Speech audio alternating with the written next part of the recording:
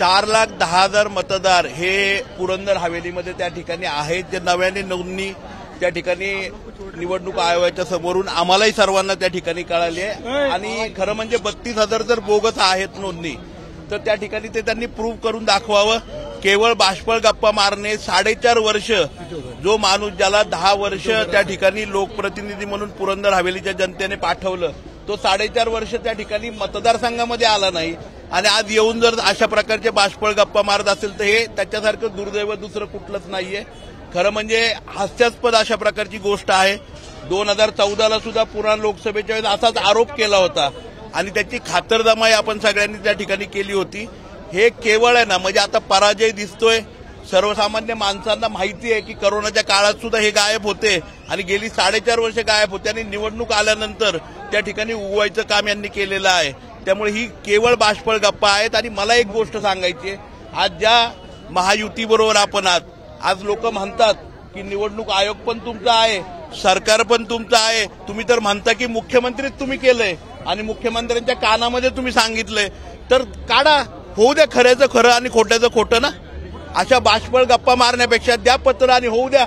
आपण प्रत्येक मतदार शोधू, 4,10,000 मतदार शोधणं काही सोपं नाहीये, अवघड नाहीये। लगेचच्या लगेच शोधू शकतो ना की किती सांगलीचे आणि किती पुण्यातले। आज पुणे शहरामध्ये, पुणे शहर हे महाराष्ट्रातलं नव्हे देशातली सगळ्यात मोठी कॉर्पोरेशन आहे। या शहरामध्ये संपूर्ण महाराष्ट्रातले आणि महाराष्ट्राच्या बाहेरचे पण अनेक लोक या ठिकाणी वसत आहेत। त्यामुळे दुर्दैव हेच आहे की अशा बाष्पळ गप्पा मारून लोकांची आज दुष्काळाची परिस्थिती आहे, प्यायच्या पाण्याचा प्रॉब्लेम आहे, टॅक्सचा प्रॉब्लेम आहे। आज हडप त्या ठिकाणी फुरसुंगी आणि भेकराई हे तर मी मध्ये स्टेटमेंट केले की चंद्रावरती गेलेलं आहे, इथे आम्हाला आमदार निधी खर्च करता येत नाही। हे सगळे प्रॉब्लेम लोकांच्या बाजूला राहिले आणि ह्यांना मतदानाचं आणि मतदारांच्या गोष्टीच करायला सुचतंय का नाही? यांना कळत आहे की या ठिकाणी जो भ्रष्टाचार होतोय, ड्रग्जची देवाणघेवाण होतीये, त्या ठिकाणी मोठ्या प्रमाणावरती जुगार चालतोय, ऑनलाईन गेमिंग चालतंय, ह्या सगळ्या गोष्टींवरती बोलायला वेळ नाहीये।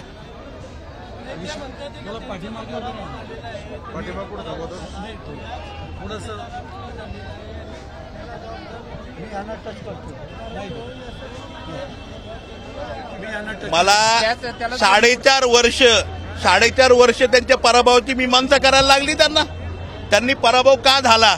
350 कोटी 1350 कोटींपेक्षा जास्तचा भ्रष्टाचार जलयुक्त शिवारमध्ये त्यांनी केलाय, हे तुम्हाला माहिती आहे? आज अँटी करप्शन महाराष्ट्राच्या अँटी करप्शनच्या आयुक्तांनी त्या ठिकाणी कृषी आयुक्तांना पत्र लिहिलं की ओपन त्या ठिकाणी चौकशी व्हावी, ती थांबवणं ह्या महाशयांनी केलंय। माझ्या तालुक्यामध्ये त्यांच्या काळामध्ये 350 पेक्षा जास्त बंदुकांचे आणि रिव्हॉल्व्हरचे लायसन्स दिले गेले। आता ह्या सगळ्या गोष्टींमुळे पराभव झालाय ना।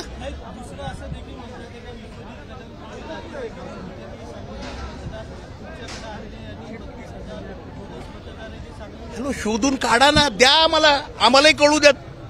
जर असले तर मग मला सांगलीलाच प्रचाराला गेलं पाहिजे असं मला वाटतंय। मग मी पुण्यामध्ये काय करतोय आणि पुरंदर हवेलीमध्ये काय करतोय, हे दुर्दैव आहे। आणि ही बाष्पळ गप्पा आहे। 2014ला सुद्धा विश्वजित कदम साहेबांच्यावर अशाच प्रकारची खोटी टीका त्या ठिकाणी केली गेली होती। हेही दादांत खोटं आहे। आज त्यांना पराजय दिसतोय, 4.5 वर्ष काही काम नाहीये आणि त्यामुळेच केवळ हे अशा प्रकारच्या घाणेरड्या आरोप आणि चुकीचे आरोप त्या ठिकाणी करतायत। करा, निवडणूक आयोगाला चौकशी करायला लावा, कलेक्टर महोदयांना चौकशी करायला लावा, होऊ द्या दूधचं दूध आणि पाणीचं पाणी। एबीपी माझा, उघडा डोळे बघा नीट।